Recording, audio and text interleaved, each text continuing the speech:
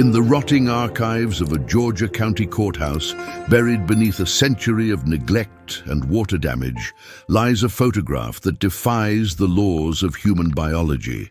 The image, dated 1914, depicts a black woman of indeterminate age standing in the hallway of a segregated infirmary, her eyes fixed on the lens with an expression of terrifying, ancient patience. Attached to this photograph is a medical file for a patient named Hannah, listing her estimated age at death as 132 years old. But it is not the number that chills the blood, it is the paper trail that corroborates it. Property tax assessments from 1798, estate inventories from the Civil War, and census records from the early 20th century all track the same woman, describing the same distinctive scar, bound to the same family line for over 4 generations. This is not a story of longevity, but of a macabre mystery that science refuses to study and history tried to burn. Tonight, we open the file on the Georgia slave who watched every master die, revealing a case so sinister that the official records were deliberately destroyed to hide the truth. Before we descend into the archives to unearth this forgotten mystery, I need you to join our investigation. Subscribe to Before the Story right now and enable notifications, because the history books have omitted chapters that only we are willing to read. If you believe that the past holds secrets that demand to be heard, hit that like button and tell me in the comments, from what part of the world are you joining us to uncover this story tonight? I want to know how far the whispers of this American mystery have traveled. The discovery began in the sweltering summer of 1932, during the height of the Great Depression, when the Works Progress Administration commissioned a comprehensive reorganization of the Oglethorpe County Archives in rural Georgia. Ilara Vance, a meticulous young researcher assigned to the project, was tasked with cataloging what were termed liquidated assets. Boxes of documents from plantation families whose lineages had finally collapsed into poverty and obscurity. The basement of the courthouse was a stifling, windowless purgatory of humidity and dust, where the smell of decaying paper mingled with the metallic tang of rust, creating an atmosphere of oppressive stagnation. It was here, tucked behind a wall of water-damaged land deeds, that Vance discovered a box labeled simply Thurmond Estate, 1790-1918. The box had been taped shut, not with the standard archival adhesive, but with heavy wax seals that suggested it had been closed with the intention of never being reopened. Inside the container, Vance did not find the typical crop reports or tax ledgers that characterized the bureaucratic remains of the antebellum South. Instead, she found a disorganized collection of personal artifacts that spanned nearly a century and a half, yet seemed to center around a single, impossible subject. The first item to catch her attention was the grainy black and white photograph from 1914, clipped to a weathered manila folder. The woman in the image appeared small and frail, wrapped in a white headcloth, but her posture was unnervingly upright, her gaze piercing through the decades with a clarity that unsettled the researcher. The caption on the back of the photo, written in a shaky, elderly hand, read, "Hannah waiting for the end, God help us." Now, the context of the discovery is crucial to understanding the horror that would unfold. Oglethorpe County in the 1930s was a place where the ghosts of the Confederacy still dictated the social order, and where the lines between folklore and history were often blurred by the red clay dust. However, Ilara Vance was a woman of science and letters, not given to superstition, and she initially categorized the file as a clerical error or a case of mistaken identity passed down through generations. But as she began to cross-reference the contents of the Thurmond box with the official county records, the discrepancies she expected to find were replaced by a terrifying consistency. The documents did not contradict each other. They built upon one another to form a timeline that should not have been physically possible. The records indicated that the Thurmond family, a dynasty of planters that had once owned thousands of acres, had suffered a slow, agonizing decline that mirrored the rise of the woman named Hannah. It was a decline marked not by sudden tragedy, but by a strange attrition-like withering of the male heirs, a sequence of deaths that seemed less like natural misfortunes and more like the inevitable balancing of a ledger. Vance sat on the cold concrete floor of the archives, the dim bulb flickering overhead, and began to arrange the documents chronologically, unaware that she was piecing together a moral indictment that the county had conspired to bury. The silence of the basement seemed to deepen as she read, the weight of the past pressing against the damp walls. The initial document in the timeline was a yellowed, crumbling bill of sale from Charleston, dated August 1790, listing the purchase of one Negro girl, name of Hannah, approximate age 8, sound of limb and mind. The purchaser was Silas Thurmond, the patriarch who established the family's Georgia foothold. There was nothing remarkable about the transaction itself, a mundane atrocity in an era defined by them, except for a peculiar obsession noted in Silas's private journal, which was also preserved in the box. Silas had written extensively about the child's eyes, describing them as too old for her face, and noting a stillness in her demeanor that unnerved the other enslaved workers.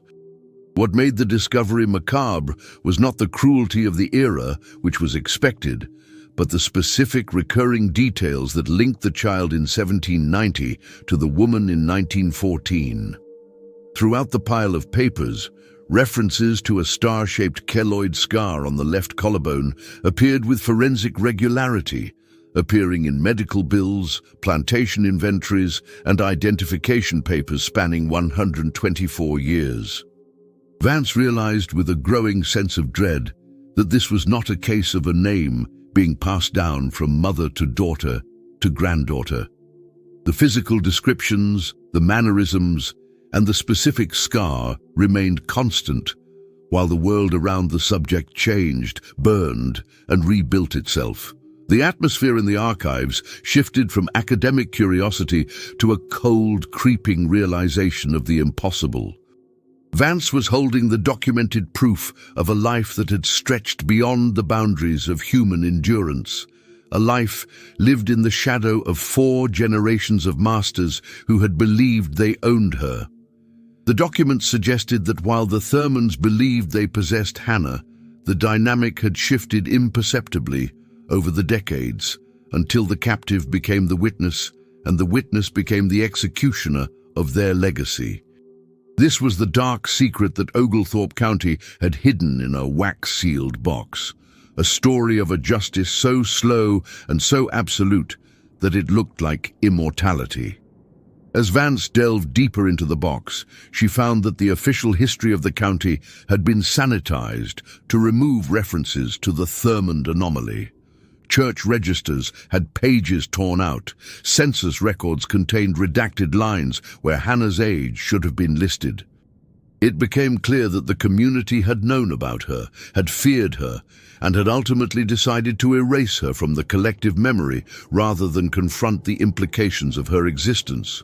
The impossible mystery was not just that she lived, but that she watched, and that her watching seemed to carry a metaphysical weight that crumbled the foundations of the house she served. By the time Ilara Vance finished sorting the initial layer of documents, the sun had set outside, leaving the basement in a gloom that felt heavy with unseen presences. She understood that she was not merely looking at a genealogical curiosity, but at a case so terrifying that even the doctors wanted to forget. The woman in the photograph was not just a survivor. She was a living monument to the sins of the land, a figure who had stood still while history marched around her, waiting for the final debt to be paid.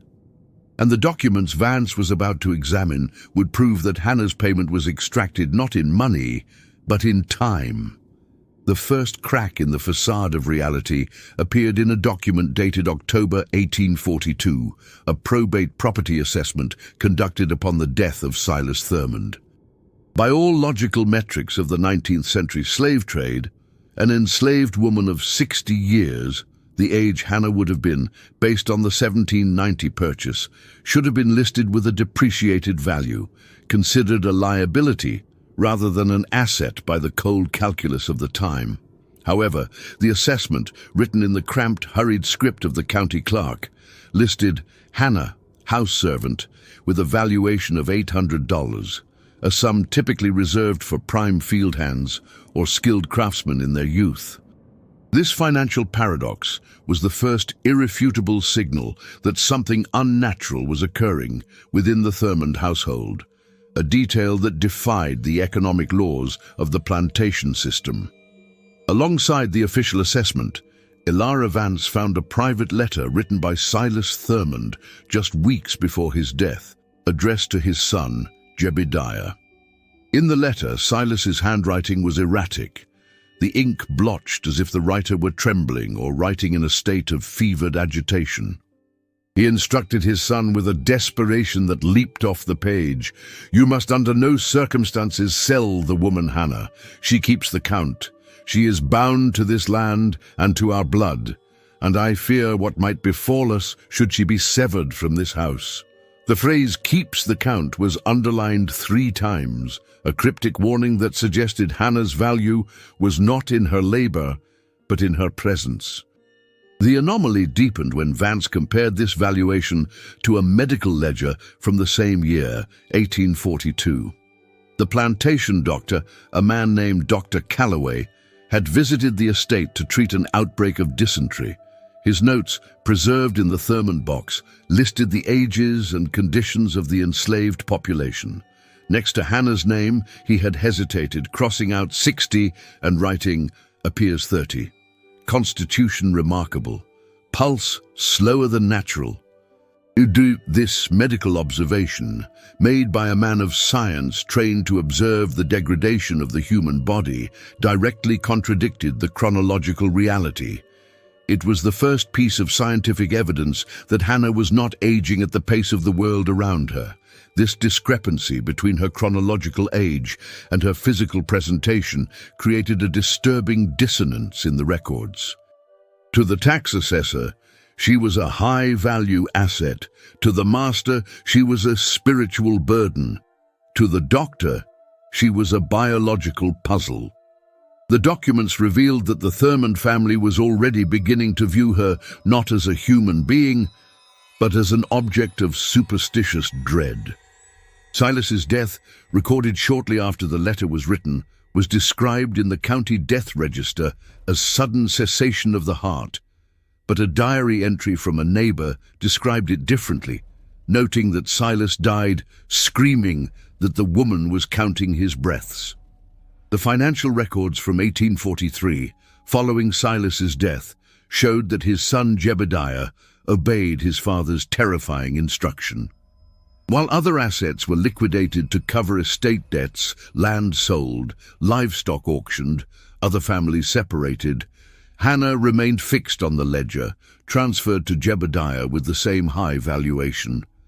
The callous bureaucracy of the estate transfer treated her immortality as a matter of simple accounting, recording the transfer of the ageless wench as if it were a piece of durable furniture. This bureaucratic acceptance of the impossible highlighted the moral blindness of the era, where profit outweighed the laws of nature. Vance uncovered a subsequent inventory from 1850, nearly a decade later, where Hannah's value had risen again to $900. In a time when the market fluctuated wildly, the appreciation of an elderly enslaved woman was unheard of. The text of the inventory included a marginal note from the overseer. "Does not tire, does not speak. Matches the description of the girl bought by your father in '90, yet shows no grey. The hands are afraid of her." This document confirmed that the fear of Hannah was spreading beyond the master's house and into the quarters, creating an atmosphere of isolation around her. The records also contained a strange lack of expenditures for Hannah. While the plantation ledgers meticulously recorded the costs of food, clothing, and medical care for the other enslaved people, Hannah's name rarely appeared in the expense columns. She seemed to require nothing, consuming neither the master's resources nor his medicine. This absence of maintenance costs contributed to her mysterious value. She was an asset that existed outside the cycle of consumption and decay, a perpetual observer who required no fuel to continue her watch. By the late 1850s, the anomaly of Hannah's existence had begun to warp the social reality of the Thurmond plantation. A letter from Jebediah's wife to her sister in Savannah complained of a coldness in the house that no fire could dispel. Attributing it to the silent woman who stands in the corners, she wrote, "I look at her and I feel that I am the one fading while she remains permanent. She resembles a stone statue more than a servant, and I catch her looking at Jebediah with the eyes of a judge." This domestic testimony transformed the anomaly from a financial curiosity into a haunting presence that permeated the daily life of the oppressors. The first block of evidence concluded with a chilling realization. The Thurmonds were not keeping Hannah. Hannah was keeping them. The high valuation was not a reflection of her worth to them, but of the price they were paying for their own entrapment. She had become a fixture of the estate, a living record of their lineage that refused to die, and as the Civil War approached, the documents suggested that she was preparing to witness the next chapter of their destruction with the same terrifying patience she had shown the first. As the timeline crossed into the chaos of the Civil War, the paper trail surrounding Hannah grew darker and more fragmented, yet the picture it painted became increasingly undeniable. A battered plantation ledger from 1863, stained with soot and what appeared to be dried blood, recorded the desperate final years of the Thurmond estate as the Confederacy collapsed. The entries detailed the severe rationing of food, the seizure of livestock by passing armies, and the spread of disease. Yet amidst the lists of dwindling cornmeal and pork, Hannah's name appeared with a checkmark indicating she received her ration, followed by a note from the overseer, "Refused, says she does not hunger, gave share to the children." This refusal of sustenance during a time of starvation was corroborated by a letter found in the same collection, written by a Union soldier named Corporal Thomas Miller in 1864. Miller's regiment had requisitioned the Thurmond house for a command post during Sherman's march to the sea. In his letter home to his wife in Ohio, Miller described the eerie atmosphere of the captured plantation. He wrote of an ancient negress who sat on the front porch while the boys looted the silver and burned the barn. She did not weep or beg. She watched us with eyes like grey stones, neither afraid nor angry, merely counting the items as they left the house. Miller's letter contained a detail that sent a chill through Elara Vance's spine in 1932. He noted, "The locals say she has been here since the Revolution, that she is 100 years old if she is a day, yet she moves with the quiet strength of a shadow. When Captain Holloway tried to question her, she looked through him as if he were already a ghost." This external testimony from a Union soldier, an outsider with no reason to participate in the local folklore, validated the local rumors. To the invading army, she was a figure of mythical endurance, untouched by the violence that was consuming the world around her. The death of the second master, Jebediah Thurmond, in late 1864, provided the next critical piece of evidence. Jebediah did not die in battle, nor did he succumb to the violence of the invasion. According to the family Bible, which recorded births and deaths, he died of a wasting sickness that confined him to his bed for months. However, a private journal entry from the plantation's frantic mistress described the scene of his death with horrifying specificity.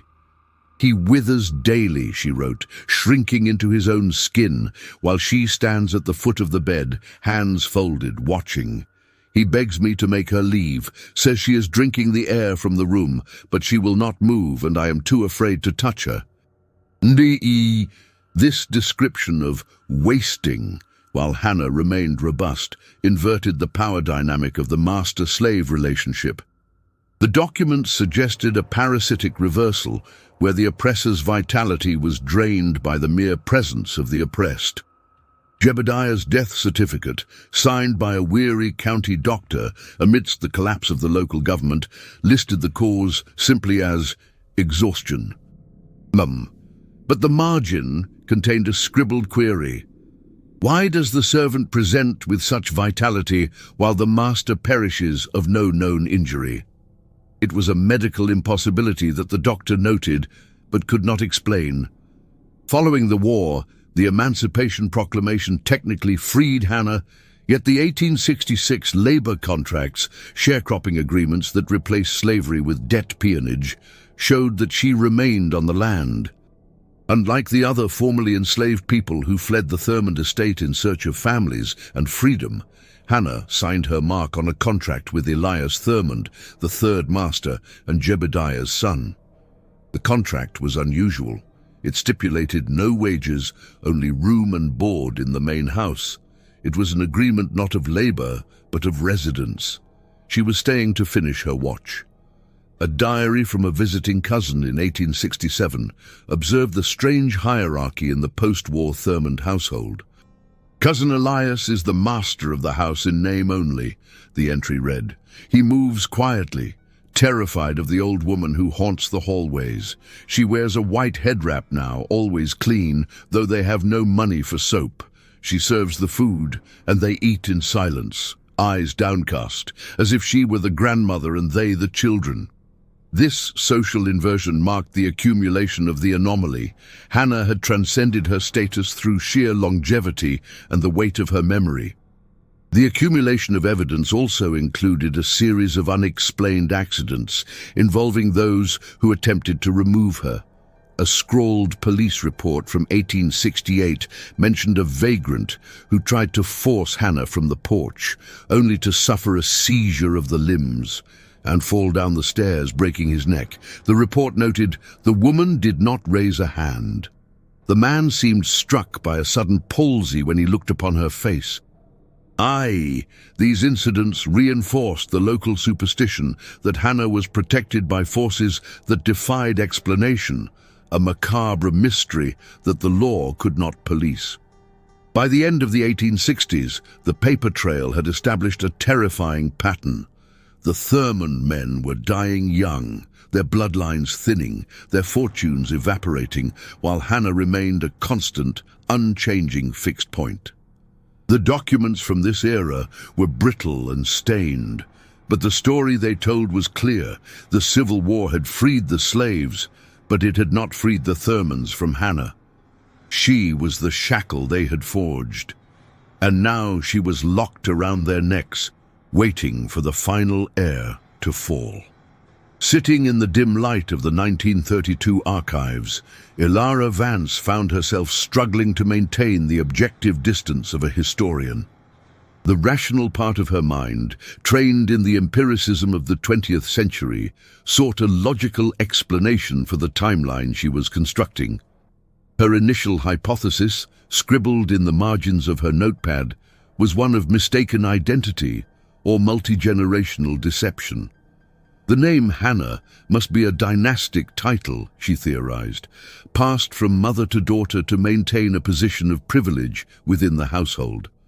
The longevity is a trick of record-keeping, a blurring of three separate women into one mythological figure. This dynasty hypothesis was a comforting rationalization, one that fit within the bounds of scientific possibility. It explained the consistency of the presence without accepting the impossibility of the biology.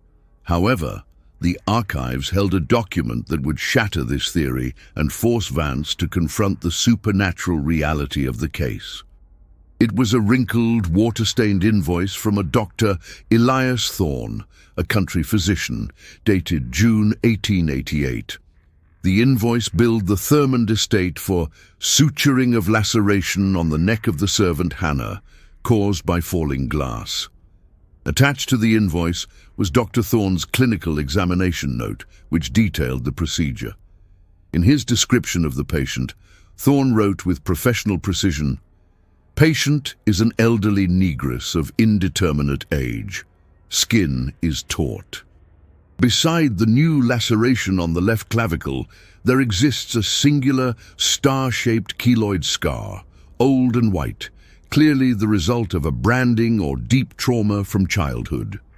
This specific detail, the star-shaped keloid on the left clavicle, matched perfectly with the description in Silas Thurman's 1790 purchase journal, which had noted a star mark on the girl's neck.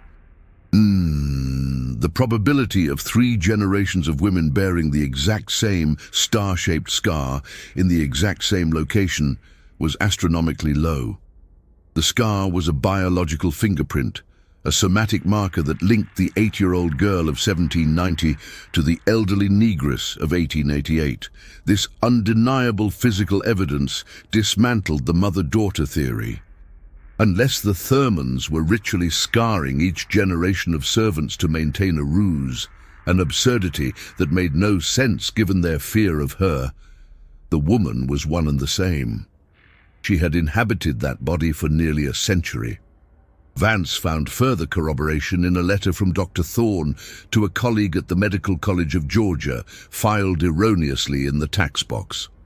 Thorne, clearly disturbed by his patient, wrote, "I have treated the Thurman servant today. I recall treating a woman of identical appearance and bearing when I was a boy apprenticing with my father in 1850. She has not aged a day in 40 years, John. The flesh does not slacken. The eyes are covered in cataracts, yet she sees with perfect clarity.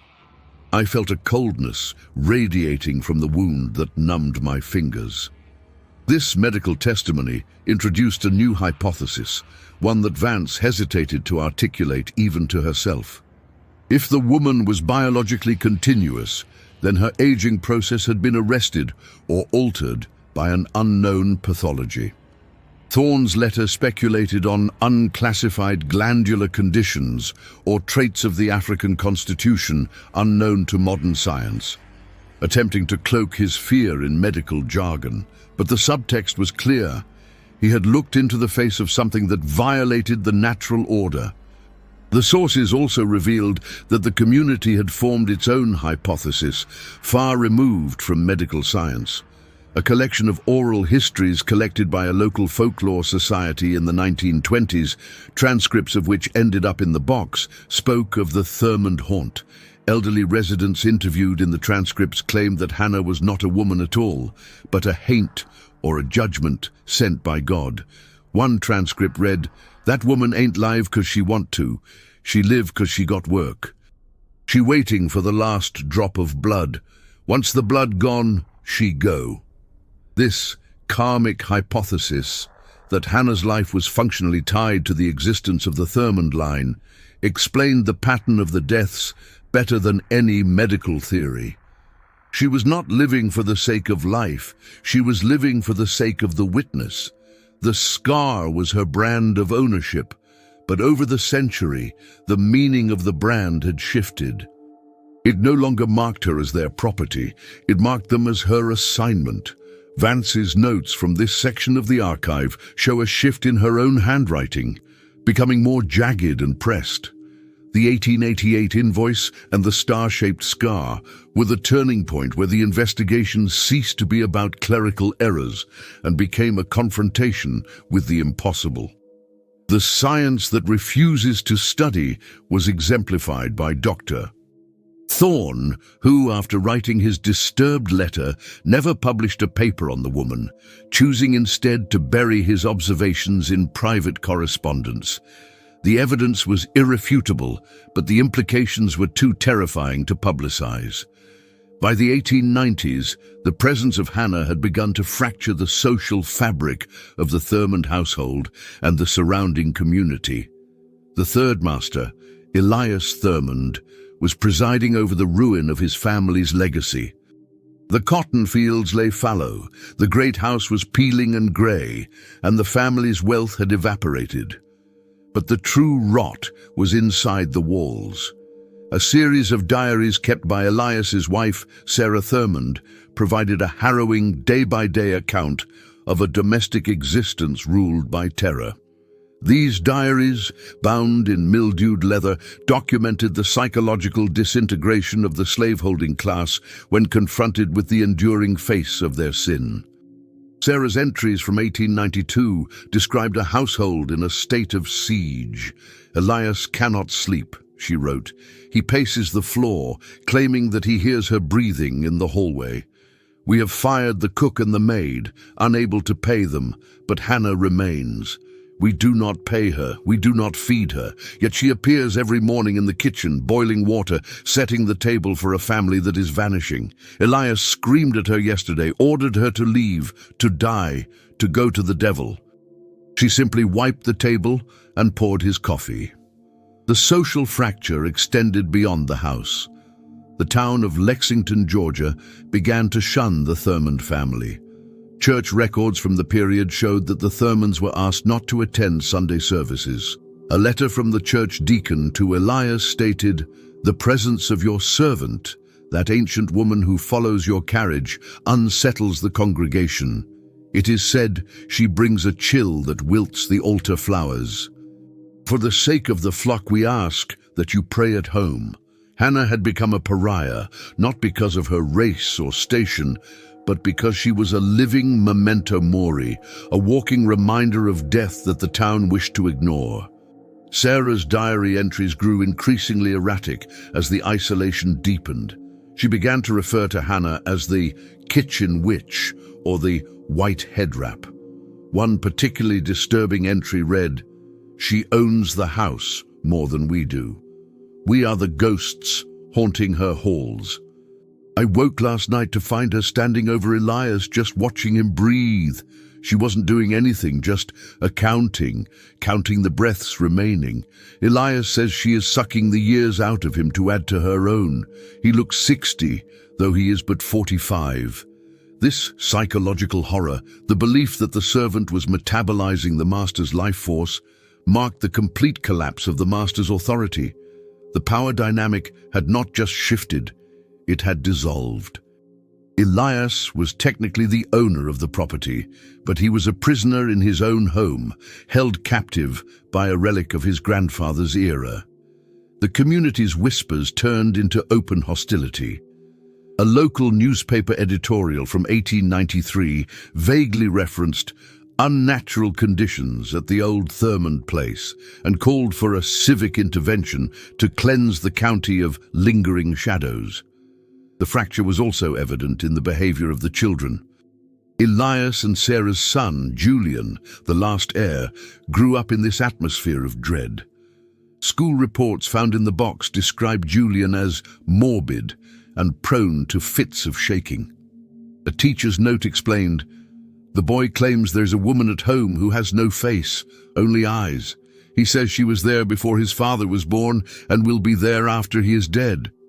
The trauma of living with the anomaly was poisoning the next generation, ensuring that the curse would continue until the line was extinguished. In the winter of 1893, Sarah Thurmond fled the estate, unable to bear the pressure.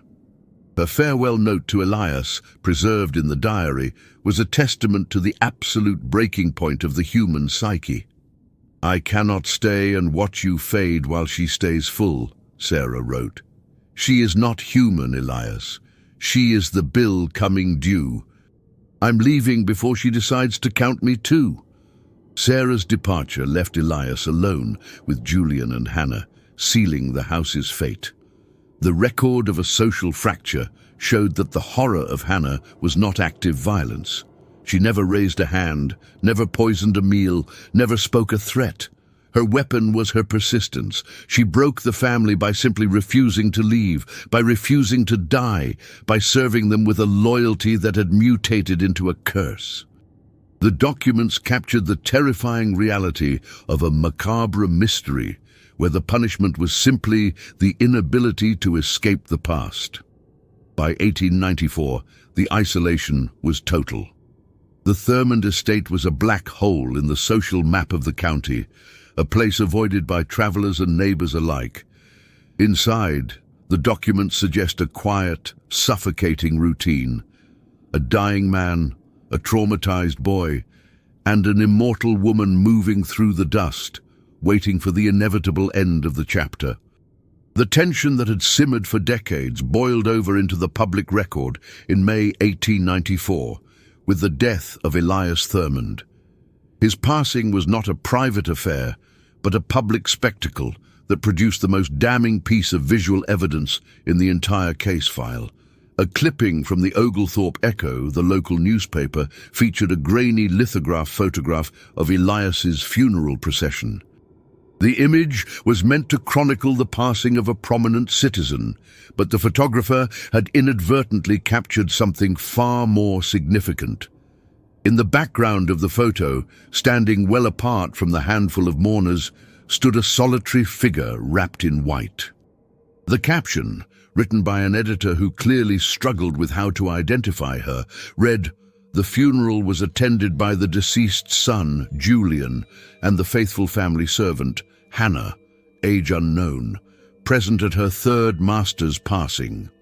The phrase, "third master's passing," was printed in black and white, a public acknowledgement of her impossible tenure. The visual evidence was stark.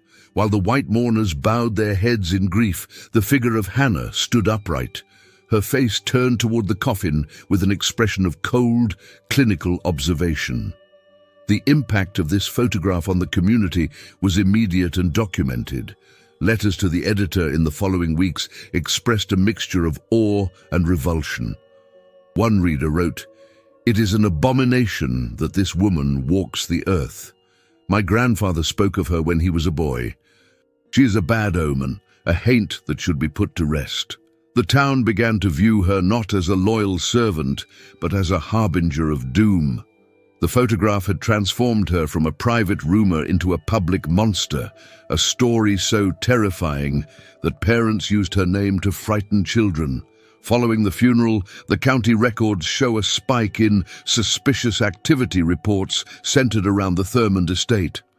Neighbors reported seeing lights in the windows at all hours, though the electricity had been cut off for non-payment. A sheriff's deputy report from late 1894 described an attempted welfare check on the young heir, Julian. "Found the boy Julian in a state of intoxication," the deputy wrote. "The old woman was sitting in the parlor, staring at the wall. When I addressed her, she recited the names of the previous sheriffs of this county, going back to 1820. She knew them all. I left immediately. The air in that house is not right." The irrefutable evidence extended to the financial collapse of the estate. The 1895 tax assessment listed the property value as plummeting, claiming the land was blighted. Yet, Hannah's presence remained the only stable asset. The irony was profound. The land was worthless, the house was rotting, the master was dead, but the slave remained valued. The town's refusal to intervene, documented in the minutes of a town council meeting, cited spiritual concerns as the reason for leaving the boy and the woman alone. They were quarantining the anomaly. This period also produced a chilling artifact, a ledger of deaths and births kept by the local undertaker. Next to the entry for Elias Thurmond, the undertaker had scrawled a note in pencil, likely never meant to be seen. Body appeared drained of blood, though no wound present, like a husk. The woman watched me prepare him. She pointed to the empty coffin and said, "One more." I believe she meant the boy. This testimony from the man responsible for dealing with the dead confirmed the parasitic nature of the relationship. She was counting down the lineage. The irrefutable evidence block solidified the narrative that Hannah was an active agent of history, not a passive victim. The photograph of her at the funeral served as proof that she was the constant variable in the equation of the Thurmond demise. She was the anchor that held them to their fate. The community's reaction, fear, avoidance, and superstition, was a collective admission that they recognized the supernatural justice at play, even if they couldn't name it. By the turn of the century, Hannah had become a local legend. the woman who would not die. Oh, but the documents revealed that her survival was not a miracle. It was a sentence. She was sentenced to watch, and the Thurmans were sentenced to be watched. The photograph from 1894 remained the visual anchor of this truth, a blurry image of a woman in white, standing on the edge of the grave, waiting for the final scoop of dirt so she could turn her attention to the last victim. The first decade of the 20th century marked the final agonizing collapse of the Thurmand Authority, a process meticulously detailed in the sterile columns of the 1910 U.S. Census. The census taker, a man named Robert E. Lee Smith, arrived at the dilapidated plantation house to find a scene of Gothic ruin. His official log, preserved in the archives, listed the household members with a trembling hand that betrayed his unease. Head of household, Julian Thurmand, age 40, occupation, none. Second member, Hannah, age listed as unknown 100+, relationship to head servant. In the margins of the census log, Smith violated protocol to add a personal observation. Subject Julian was incoherent, smelling of corn liquor. House is devoid of furniture, roof collapsing. The colored woman sat in the chair opposite him. She answered the questions he could not. She claimed to remember the Revolutionary War, claimed she is waiting for him to die. I feared for my safety and departed. This official government record captured the complete inversion of the power dynamic. The master was a broken, drunken invalid. The slave was the lucid, dominant authority in the home. Julian Thurmand's decline was documented in a series of legal notices and debt collections found in the box. He had sold off the last of the family silver, the farming equipment, and even the family Bible. He was drinking himself to death, trapped in the house with the living memory of his ancestors' sins. A letter from Julian to a distant cousin in Atlanta, never mailed, read like a confession from purgatory. "She won't let me leave," he scrawled. "I tried to walk to the road, but she stood on the porch and looked at me, and my legs turned to water. She is keeping me here until I rot. She is the jailer, cousin. We thought we owned them, but she owns us." The collapse was physical as well as social. The county health inspector visited the property in 1911 and condemned the well water. His report noted, "The conditions are unfit for habitation. Filth abounds, yet the old woman appears clean, her clothes laundered and white. How she maintains this amidst the squalor is beyond explanation." Hannah's purity in the midst of the rot was a recurring theme. She was immune to the degradation that consumed everything else. She was the pristine white cloth wrapped around the festering wound of the legacy. The final authority to collapse was the illusion of Julian's free will. A grocer's ledger from the town general store showed that Julian stopped coming to town in late 1911.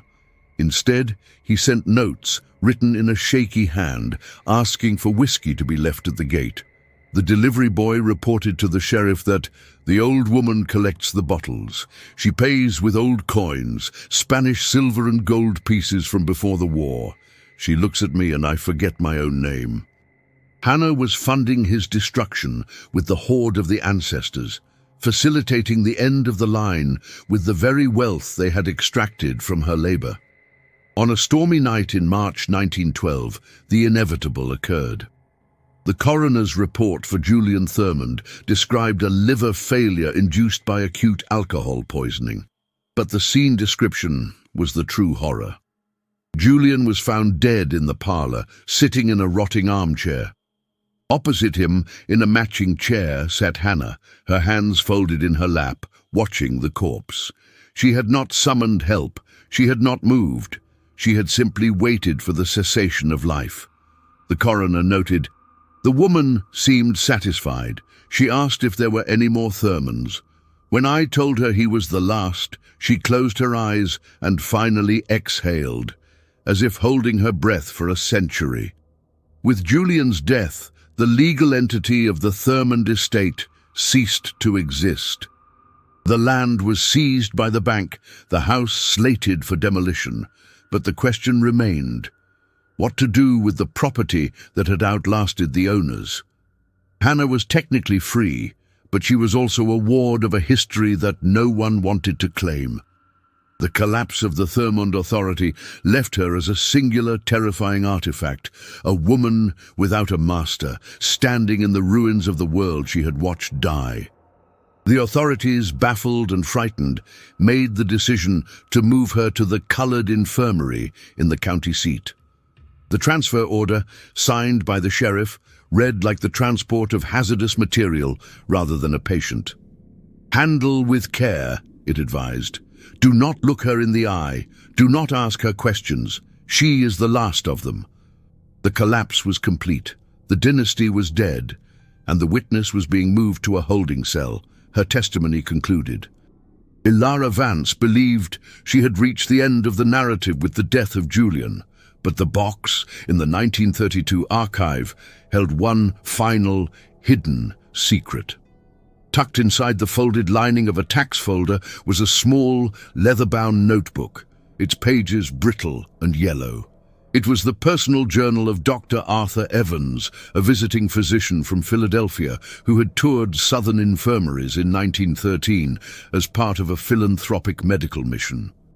His journal entry, dated April 14, 1913, documented his encounter with Hannah in the segregated ward of the Oglethorpe Infirmary. Evans was an outsider, a man of northern science unburdened by the local superstitions, which made his observations all the more chilling. "I was introduced to a patient known only as Hannah," Evans wrote.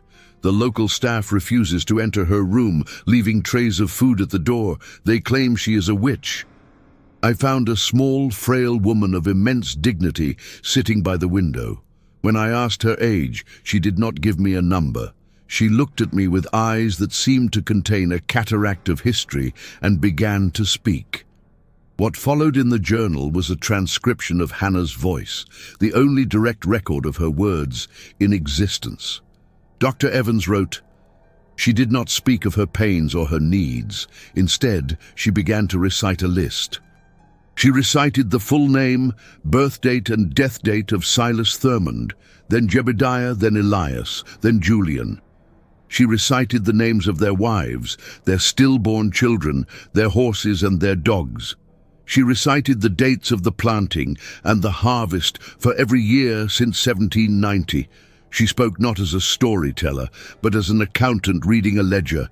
It was a recitation of the dead, delivered in perfect chronological order." Evans noted his own physiological reaction to the recitation. "As she spoke, I felt a heaviness in the room, as if the air were becoming solid. She told me, 'I was told to keep the count. The count is done. The books are closed.' I asked her who told her to keep the count.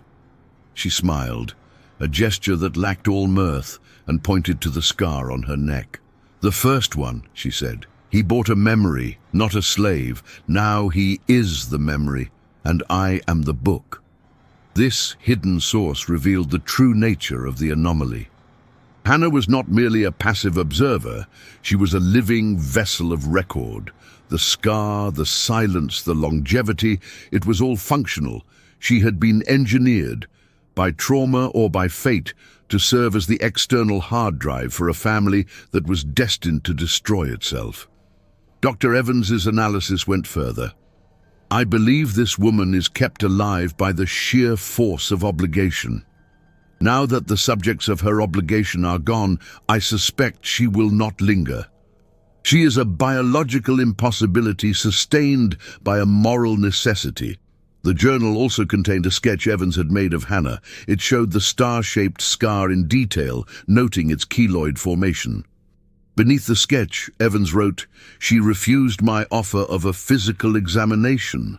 She said, 'There is nothing to fix. The machine stops when the work is done.' I have never felt so small in the presence of a patient. She is not of this time." Vance realized that this journal was the key to understanding the hidden motive. Hannah hadn't just survived, she had executed a sentence.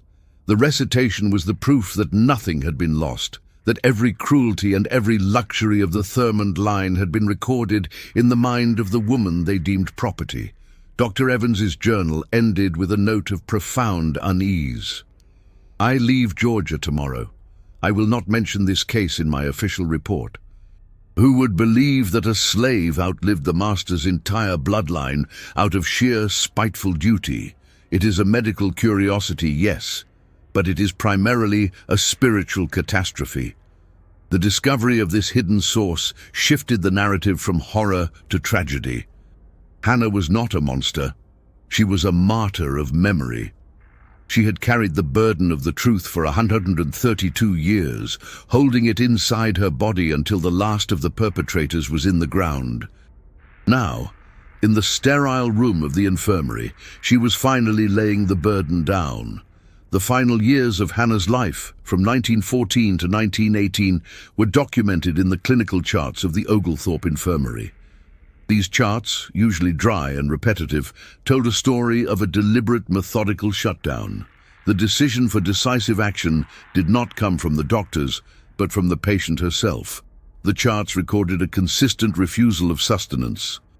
Patient refuses tray. Patient refuses water. Patient refuses medication. Yet defying medical logic, the starvation did not kill her in weeks. She faded over the course of 4 years, a slow, controlled dimming of the light. The head nurse, a woman named Beatrice Holt, wrote a series of incident reports regarding Hannah's room. "The other patients are afraid of room 4, she wrote. "They say they hear voices coming from it at night, many voices arguing and crying. But when I check, Hannah is alone, sleeping. It is as if she is releasing the ghosts she has carried one by one." This purging process was the final act of her long life. She was emptying the books she had told Dr. Evans about. The infirmary administration, unsure of what to do with a patient who wouldn't eat but wouldn't die, debated transferring her to the state asylum. A letter from the hospital administrator justified the proposed transfer. "The woman is a disturbance to the natural order. She sits by the window and watches the road.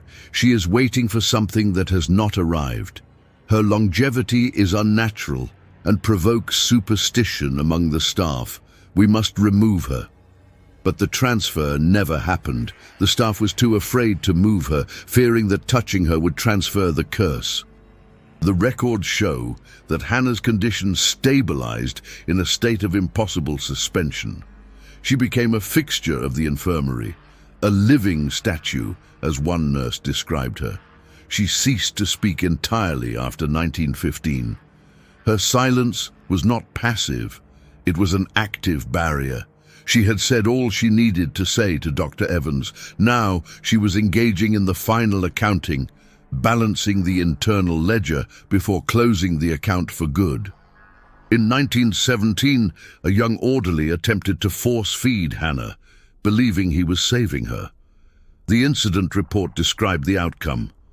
Orderly Smith attempted to administer broth. Patient looked at him. Orderly dropped the bowl and fled. He claims he saw his own death in her eyes. He has resigned. This incident reinforced the boundary. Hannah determined the terms of her existence, and she would determine the terms of her end. The decision for decisive action was Hannah's choice to die. The sources justified this not as suicide, but as the completion of a contract. The Thurmond line was extinguished. The debt was paid. There was no reason to continue the impossible biological effort of survival. She was unanchoring herself from the world. The documents describe a woman who was shedding her immortality like an old coat, preparing to walk into the darkness as a free agent for the first time in a century and a half. By late 1918, the charts noted that her pulse was slowing to a rate that should have been comatose, yet she remained conscious. Heart rate 30 beats per minute, the chart read. Eyes open, alert. She was timing her departure. The world outside was embroiled in the Great War, a global slaughter that mirrored the domestic slaughter she had witnessed. As the world approached the armistice, Hannah approached her own peace. The tension in the infirmary grew as the staff realized they were witnessing a death that was being choreographed. They stopped trying to intervene. They simply watched, becoming the secondary witnesses to the primary witness. The room became a chapel of silence, where the only sound was the impossibly slow rhythm of a heart that had beaten since the presidency of George Washington. The climax of the documentation is the death certificate of Hannah, dated November 11th, 1918, Armistice Day. The synchronicity of the date is striking, as the guns fell silent across Europe, ending the war to end all wars. The war within Hannah finally ceased. The certificate is a masterpiece of bureaucratic confusion. The attending physician, unable to diagnose a disease in a body that simply stopped, wrote in the space for cause of death, senility, exhaustion. But then, in a heavy ink stroke, he crossed those out and wrote a phrase that has no place in medical terminology, cessation of necessity. The certificate listed her estimated age as 132. It is the only official government document that acknowledges the impossibility. Beside the certificate, Ilara Vance found a nurse's note describing the moment of passing. At the 11th hour, the note read, the patient turned her head from the window. She looked at the empty chair beside her bed, smiled as if greeting an old friend, and closed her eyes. The room felt instantly lighter, as if a great weight had been lifted from the roof. The clock on the wall stopped. This final primary source was the seal on the file. Cessation of necessity was the ultimate interpretation of her life. She lived because it was necessary to witness the justice. She died because the justice was complete. The interpretation of the smile was equally profound. Was she greeting freedom, or was she greeting the last of the Thurmans, finally coming to collect him to hell? The ambiguity was the final note of the mystery. The archives also contained a receipt for a pauper's burial in the colored section of the local cemetery. The cost was 2 bonzuras. No headstone was purchased. The disparity between her value in 1850, 900, and her value at death, 2, highlighted the tragedy of her existence in the eyes of the state. She was priceless when she was property. She was worthless when she was free. Vance held the death certificate in her hand in 1932, feeling the texture of the paper. She realized that this single sheet of paper was the victory. Hannah had won. She had outlasted the whip, the chains, the war, the hunger, and the men who thought they owned her. She had died on her own terms, on a day of peace, leaving behind a record that proved the impermanence of power and the permanence of memory. The final source was not just a record of death, it was a certificate of completion. The assignment was finished. The anomaly was resolved. The impossible mystery was solved, not by science, but by the simple passage of time. Hannah had walked the long road, and at the end of it, she had found the exit. In the solitude of the basement, Ilara Vance faced a moral dilemma that would define the legacy of the case. She had uncovered a story that rewrote the history of the county, a story of supernatural endurance and retributive justice, but she also understood the world she lived in. It was 1932, Georgia. If she published the Thurmond anomaly, it would be dismissed as Negro superstition or sensationalized as a freak show. The dignity of Hannah's vigil would be stripped away. The white establishment would not accept a narrative where a slave defeated the masters through sheer spiritual superiority. Vance's decision is recorded in her own field journal, the final document in the box. "I cannot file this report," she wrote. To give this story to the state is to give Hannah back to the Thurmans. They owned her body for a century. They will not own her legend. This truth belongs to the silence. Vance made the decision to bury the file. She did not catalogue the Thurmond box. She mislabeled it, taping it shut with the wax seal she had found, and shoved it behind a wall of water-damaged tax assessments. Her action was an act of protection.